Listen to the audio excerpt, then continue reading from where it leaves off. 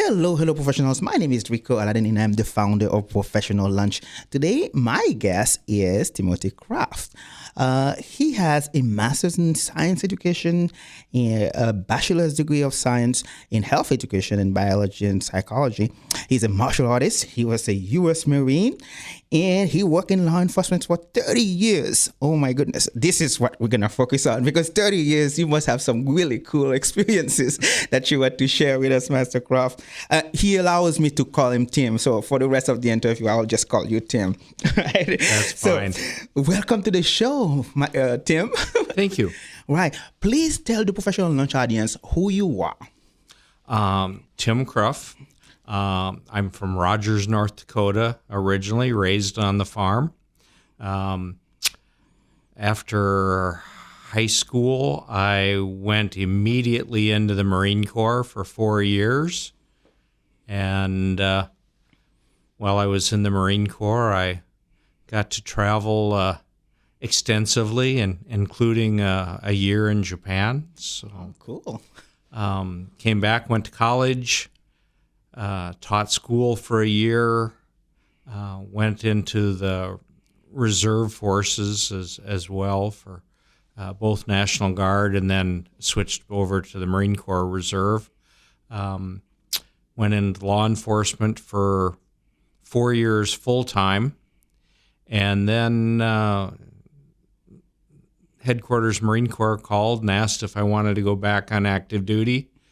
So I went and did another 7 years of active duty, and spent time in North Carolina and Texas, and getting to train with some amazing people at that point. I got injured, which forced me to become a civilian again.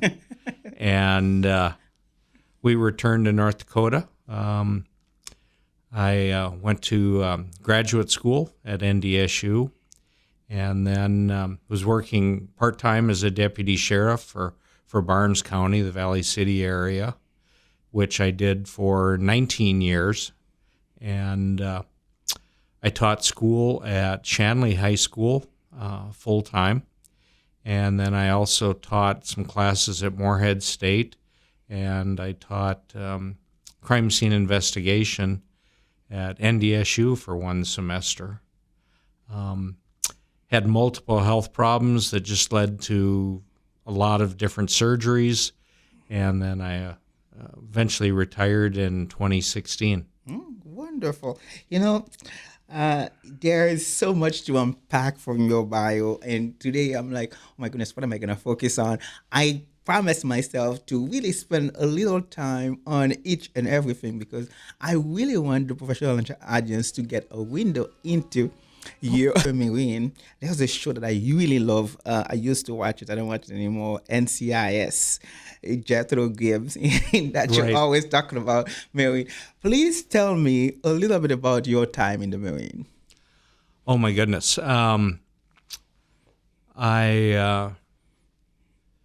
first duty station was 29 Palms, California. So putting a North Dakota kid into the high Mojave Desert with their temperatures was unpleasant, to say the least.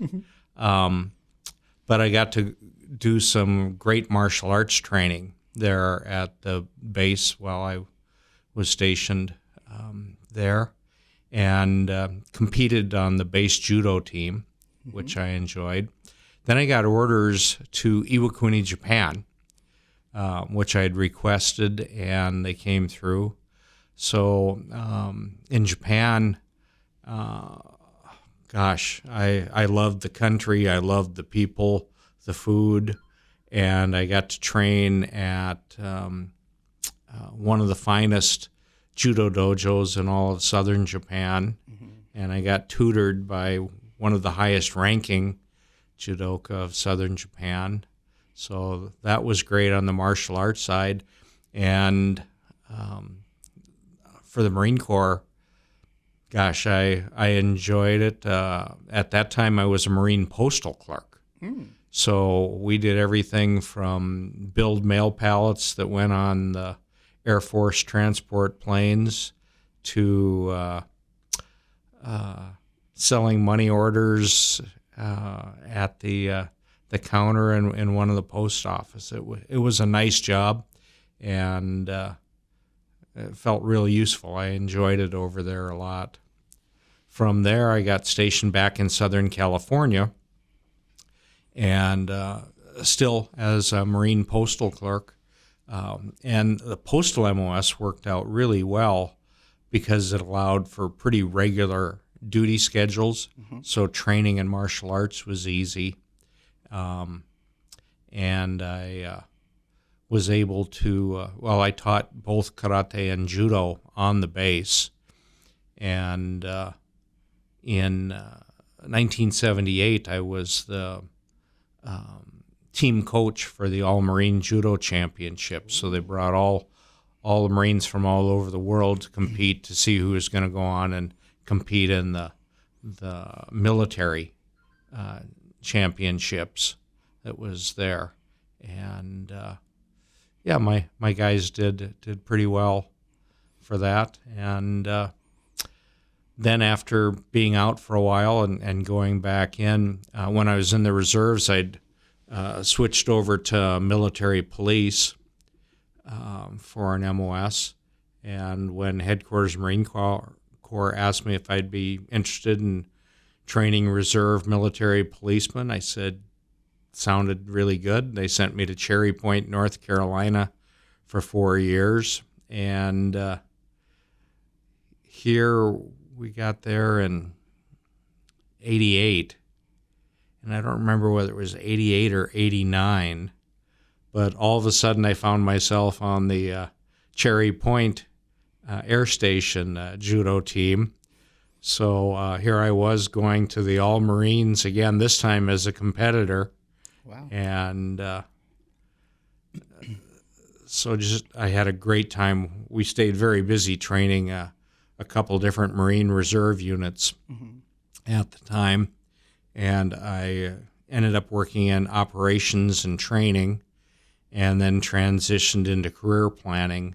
So I would help Marines go from one job specialty to another one.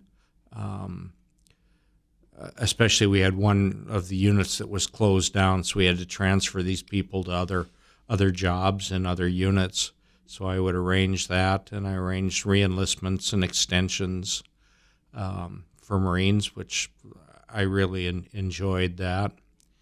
And then from there, I was transferred to Houston, Texas, as the battalion career planner for 1st Battalion, 23rd Marines, which was infantry. And I found that they really needed my skills there because things hadn't been done properly, and we were very busy there. We trained 3 reserve units, so we worked 3 weekends a month.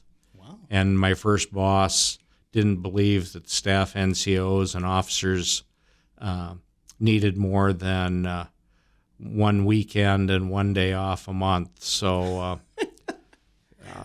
the job schedule was crazy. Plus, we did a lot of casualty calls for injuries or deaths within the Marine Corps, and we did a lot of funerals. Wow. So that was a very busy job.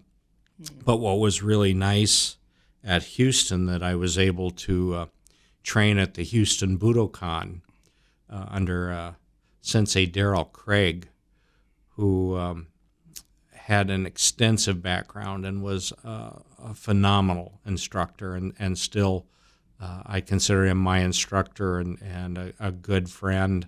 But we had the folks from the Japanese consulate that trained there in primarily judo and kendo. So it was a very well-run dojo, and it really was a culminating point in my martial arts training. Wow. Wonderful. So, you, in your career, in your bio, I see that you spend more time in law enforcement. And so, when you think about your career in law enforcement, how do you see law enforcement now compared to when you first started out?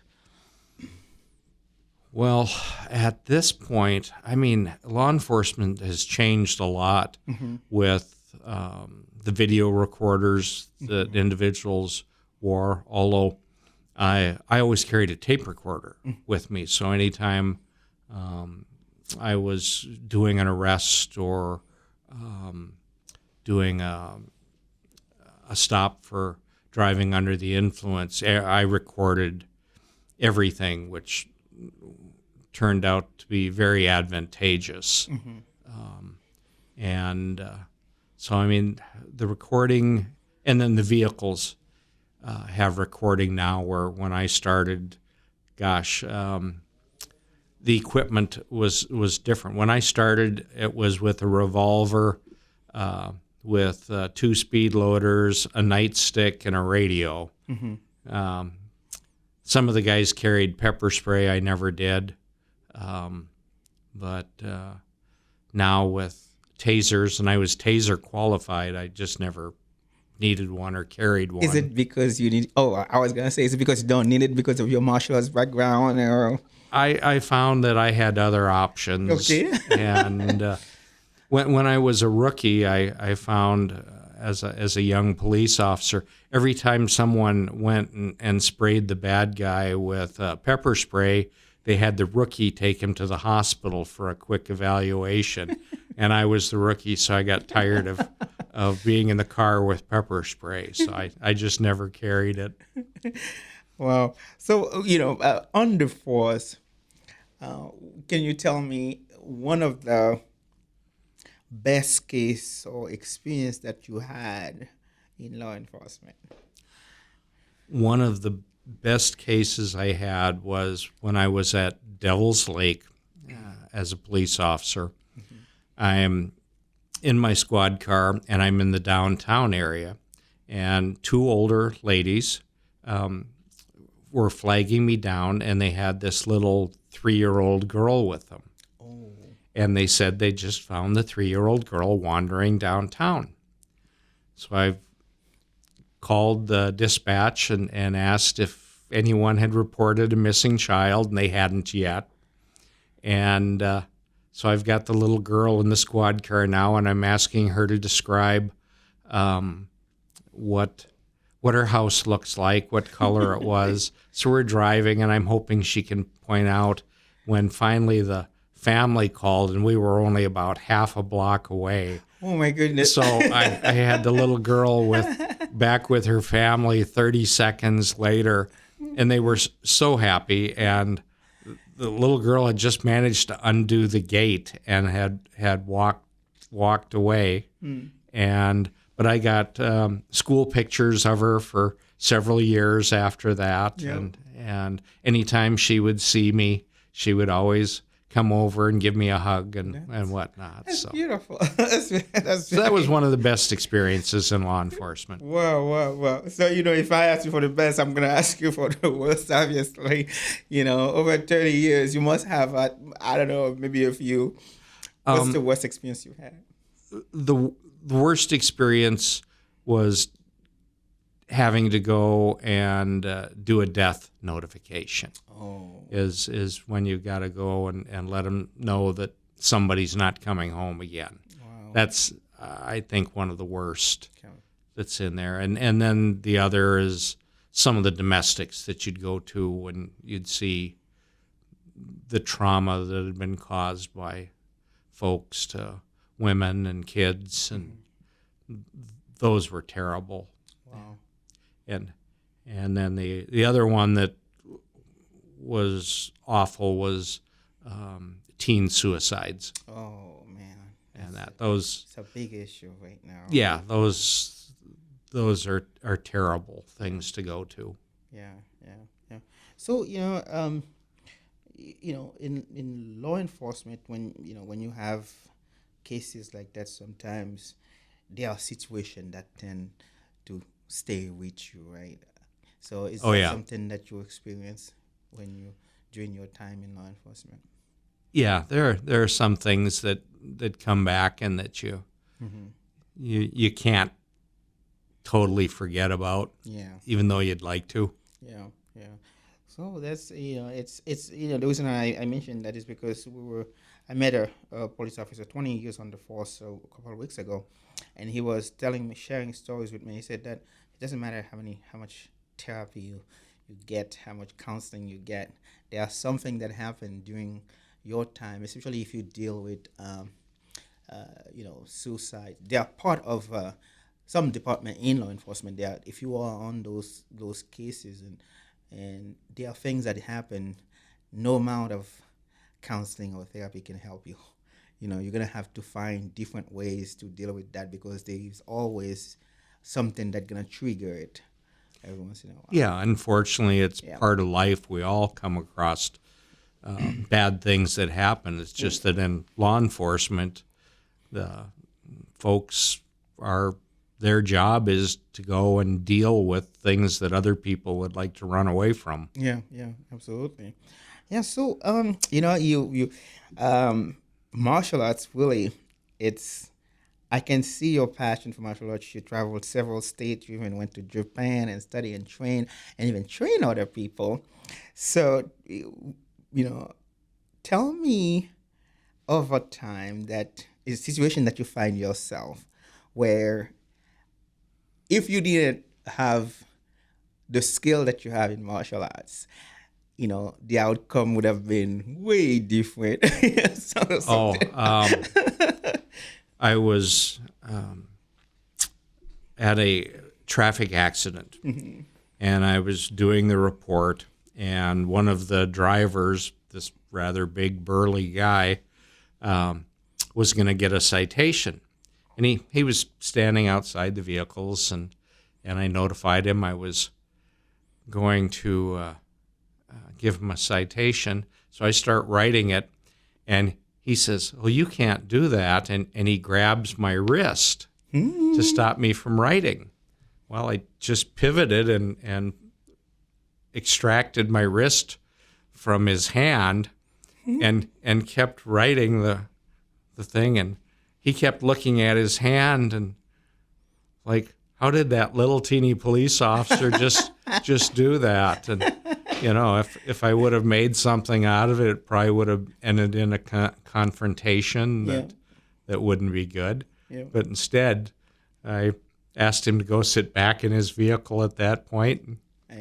He responded yes and went back, and things went well. So, I mean, just knowing how to do that simple wrist release was great. But it was fun watching him constantly looking at his hand, trying to figure out how I'd just gotten out of his grip. So that's really cool. So how long have you been practicing martial arts? You spent 30 years on the force, but I'm assuming that's probably going to be longer than that. So how long have you practiced martial arts? I actually started with a book and finding individuals to teach me a technique here and there, usually veterans, in 1964. Ooh. And then about 1970 or 71, there was a Japanese exchange student at Valley City State College. And I went over and pestered him enough that he started training me in Judo. And then eventually, after I'd gotten some basic Judo down, into Karate. And from there, I was training every day of the week. My last 2 years of high school, I was up at 6 o'clock every morning and trained pretty much until 9 o'clock when classes started at my high school. Oh, my goodness. And then a couple of days of the week, I got out of the last study hall at school so I could drive into Valley City and help teach a class that the exchange student was teaching at that point. So. Wow, cool. So it's in high school.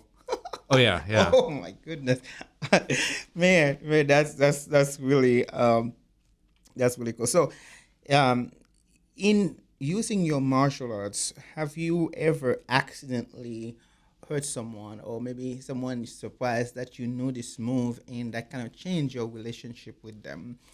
It can be your friends, it can be, maybe stranger or something? No. The only injuries that were ever caused were during a couple of arrests where people would resist while handcuffing, and I'd tell them, don't resist, you'll hurt yourself. Yeah. And so it's when they're already in a controlled position and they tried fighting that they ended up, we had a couple wrist injuries. That was about the extent of it for my experience that was there. Wonderful. So, the show Professional Lunch is about giving young people, college students, early career professional, a window into the careers of accomplished professionals, people who have done, who have seen success in their careers. Now, you've been a martial artist for a long time. You've been in law enforcement. How important it is for young people to study martial art, regardless of the reason, whether it's for physical or self-defense, how important it is? Well, it's got a lot of advantages. Some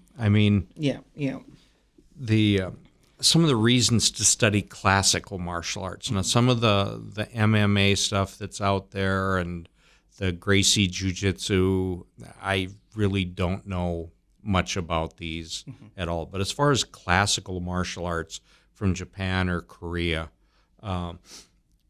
self-defense is always good. I think it helps with self-confidence. And in this day and age, to be competitive, you've got to be confident. Yes. Physical fitness. It offers fitness opportunities for people of any age and any level of health. I mean, gosh, I can't kick anymore. I can't really throw anybody because I can't lift anything. I can't walk any great distance without a cane or a walker, but I can still do some things that involve very little movement. Yes. So, and for a while, I wasn't doing anything. And I finally decided I needed to change that or I was just going to die. So I can do very, very light martial arts at this point.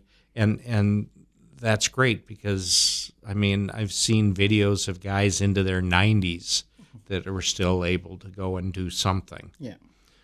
Stress relief.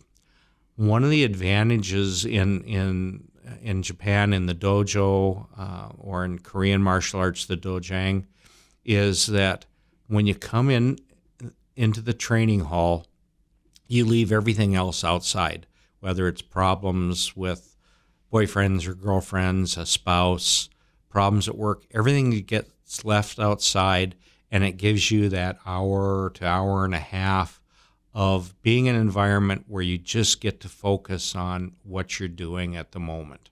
And to have that little bit of escapism, I think, is a huge benefit for individuals. For some people, it gives them some rules to live by. You've got someone that, doesn't get into the traditional religions. They might need some rules to go by, how to live their life. And martial arts can provide that. And then some individuals pick it up literally as a way of life. And I guess I'm probably in that bracket, even when I haven't been able to do anything physically. I could still do the breathing exercises and meditation that goes along with it. So there again is a way to do something physical and still a great stress reliever that's in there. So yeah, so wonderful. So and then we're gonna transition in a little bit to the teaching part. What is the best quote that you have heard or come up with when it comes to martial arts? Oh gosh. Hands and hips move together. Yeah. Okay, that's probably gonna be really good for a dancing class or something. Yeah, and I have to confess, I have no dancing ability. My wife and I tried taking dancing classes before my daughter's wedding years ago, and the dancing instructor had said that she could teach dancing to anybody. After the third class, she came up to me and said she could no longer make that statement and thought that maybe I should probably give up the concept of dancing because I have no rhythm whatsoever. She could not teach.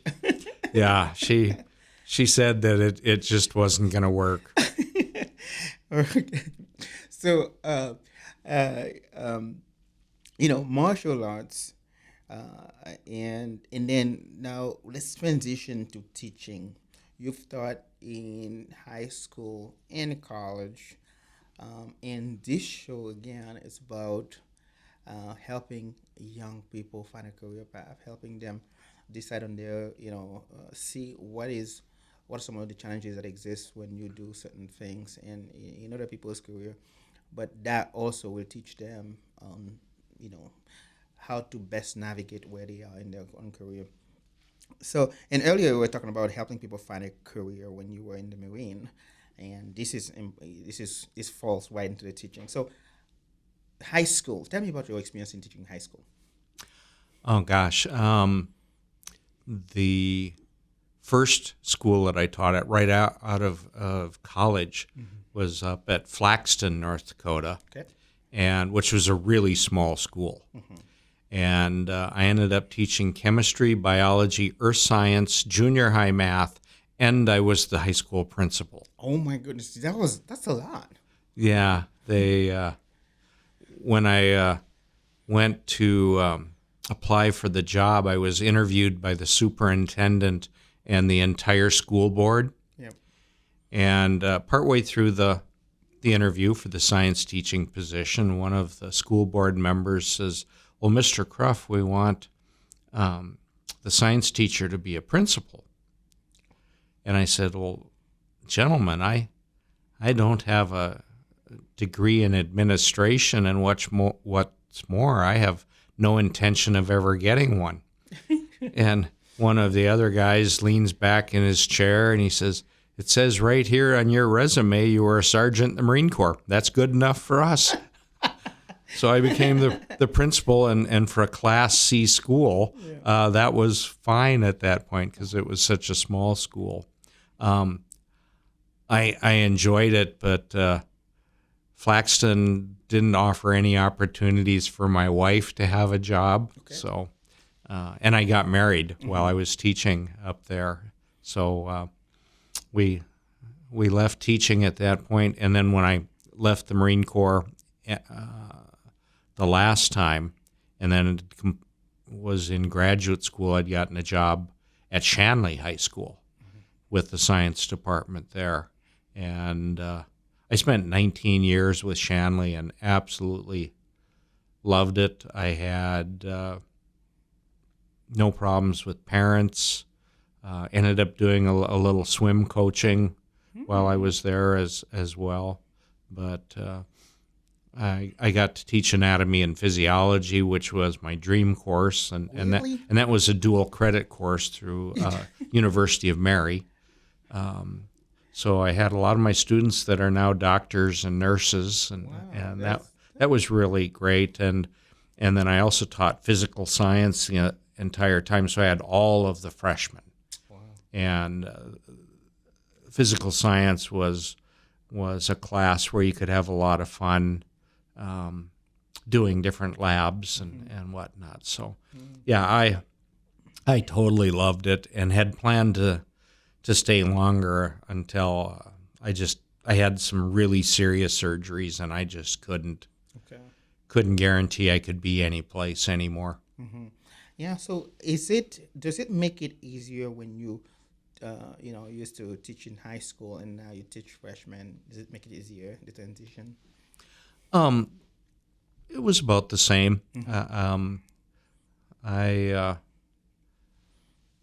I consider the freshman part of high school. That's the way I was raised, and I've never adopted the middle school mentality. I've always believe that there's junior high school and there's high school, and junior high is 7th and 8th grade, maybe 6th that's in there, but that's, I guess, older educational philosophy compared to today.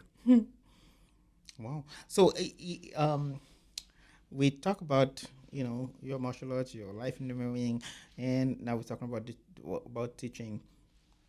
From what the turns and everything that you have done in your career, what can you share with me some of the what you consider to be your biggest success professionally, or your biggest success accomplishment professionally? Oh gosh. Well, in teaching, just seeing what some of my students have gone on to do. I mean, it just makes you kind of proud to know that you got to contribute a little bit, to their education, and it's absolutely wonderful when I have past students that come and see me, or that we meet someplace and happen upon each other. So the student's success is part of the success of teaching. That, and when you see the light come on when a student thinks something's difficult and you're working with them, and then all of a sudden they say, "So that's all I have to do that?" and oh gosh, those moments were just so fulfilling. Law enforcement, I guess, the helping people with tough situations, and in various accidents or in assaults that had happened. When they come and thank you afterwards, or for helping them, I think that was great. In martial arts, there again, seeing what some of my students went on to go and accomplish. One of my students now runs the martial arts programs at a university here in the country and teaches several classes there. So Wow. that's pretty exciting. Wonderful. So, usually when I ask for the good things, so what would you consider the most challenging part of your career so far? I mean, during your journey. Gosh. For me, the most challenging, well, to begin with, Marine boot camp was very challenging. Okay. My first 24 hours at Marine basic training were, I kept thinking, Timothy, what have you done to yourself? And yet it was the best decision I ever made in my life, other than marrying my wife. Okay. That's good. Otherwise, university, and was challenging. To sit down and spend time. Grad school was the same way. It was something I knew I had to do, and I was successful at it. It's just not something that I actually enjoyed. Yeah. Oh. And being an older than average student, you don't do any of the social things. So, I mean, out of 7 years of university, I've got a couple of acquaintances. I don't think I've got any friends that I made whatsoever, because if I wasn't teaching, if I wasn't in classes, I was doing family things or I was working, because I always worked through all of both undergrad and grad school. Yeah. So those were very challenging. Yeah. I can relate, because doing my bachelor's and doing my master, I work, and sometimes I work full time, and then going to school. there are things that are happening on campus. You can't participate. You have to get to work, and when you have a lot of free time, you have to do homework. Especially grad school, there's always those big papers that creeping up on you without knowing. We're talking about students, and what's challenging for what how can student make the most out of college based on what you've learned so far? Gosh, well, number one, go in prepared. Students should never arrange their schedule to take their senior year easy. That is the biggest mistake that they can make. So in high school, they should be setting up their schedule so that it's the most challenging year of all 4 years. That will prep them for university, especially mathematics. They need mathematics that senior year to go into. So they don't teach it, they don't teach that at all?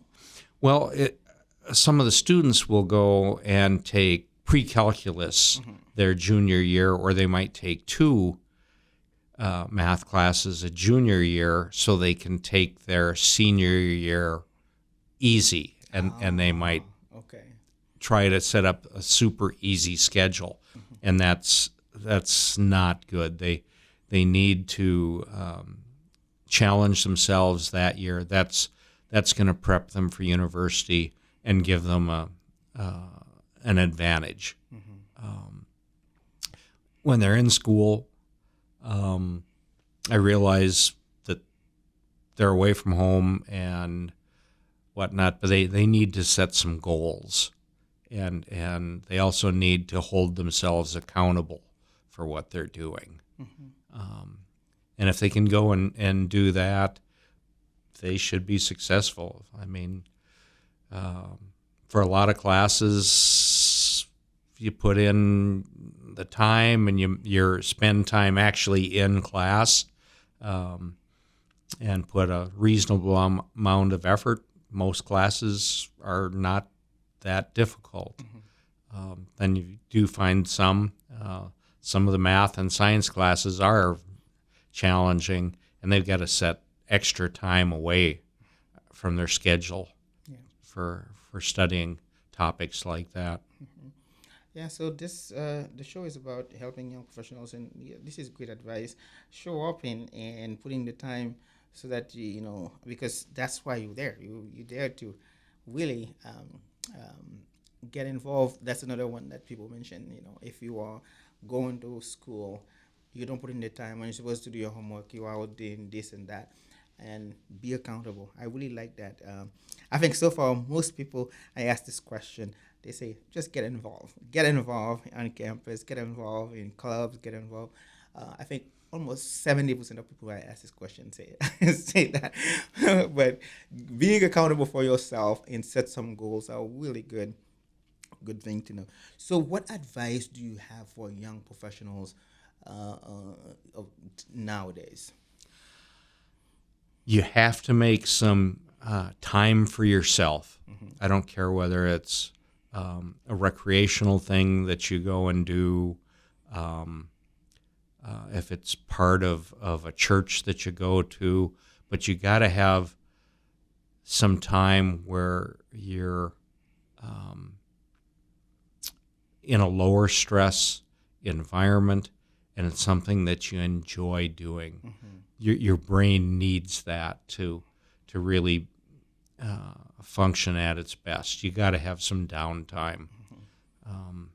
With students, sometimes I would see students set up schedules that were torturous. They multiple difficult classes, and I'd try to tell them to, spread those out so that they'd have some me time for themselves. And the business professional, I think, has to have that opportunity, whether it's playing golf or trap or skeet shooting or bowling, or just long walks with the spouse in the evening. But you got to have those things that are just mellow out your life a little bit. Wonderful, wonderful. So, usually I ask for advice, but there's a question after I finish, preparing for the interview. And I said, I wonder what you would tell your younger self now that you have lived, you have, been, you spent 30 years in martial arts. You've been, you taught, you've been in the Marine, you have a very long career. Now that you retired, for a while now. What would you tell your younger self? Oh, gosh. I would tell myself about making that me time, because when I was young, as a guy in my teens and 20s, I trained 5 days, sometimes 6 days a week. Oh, my goodness. And on top of teaching classes and a lot of physical activity in the Marine Corps as well. So I would have told myself to relax a little more, get out and do more social things. I don't know much about music. I don't know much about sports at all, because everything I did was focused on martial arts. So I guess I'd say make some time to examine other things. So do you consider having regrets or? No, not really. I just would have made modifications if I could talk to my younger self. Probably I could put it down to relax more. Okay, yeah. Yeah, I mean, you mentioned me time. I think that's a good way to say it too. And so you have some principles here that karate jinsoku. Karate Jitsu was Okay. the old karate style. Okay. So I see the meaning in English, but can you pronounce is that Korean or That's Japanese. Okay. There are 8 of them, and the first one is Cho, which for each of the sounds it represents one of the kanji from the Japanese language, but it means calm. Second is Ki, which means spirit. Zen is virtue. Rei is courtesy. Wa is harmony. Gi is loyalty. Chi is wisdom. And Yu is courage. So if someone follows those eight principles, they should be a pretty useful individual in society. Okay, what does that mean? Well, the things that we do in life should be a benefit to our families and our communities. And you need to be able to stand up sometimes for things when change is needed, and you have to have a personal ethos or a set of rules that you live by. And when we teach those, in a classic martial art, if you look at lots of different systems, they've got something very, very similar that's in there. And where I haven't done regular teaching for a long time, the fact that I can go in and help a little bit and sit and watch you guys at your training hall and come up and show pointers, and I can still do some wrist manipulations and show you how to do a different hand strike and that, but also to go and tell you when to relax when you need to, and breathe. and not use muscle when you need to, because I sure don't have any muscle anymore. But so I think that having some simple rules like that makes life easier, and it makes it easier for you to say, hey, I made a difference. So growing up, did you have a mentor? Oh gosh, my father was probably a great mentor for me. He was quite the perfectionist, so a job had to be done to his standards. um, and failure was not going to be an option for anything that I was going to do for my father. And then I had a remarkable science teacher in high school that I did a lot with, and one of my math instructors too. He was a mentor not only for classes, but was a mentor for me for shooting sports that I'd participated in when I was in high school and as a younger guy. Wow.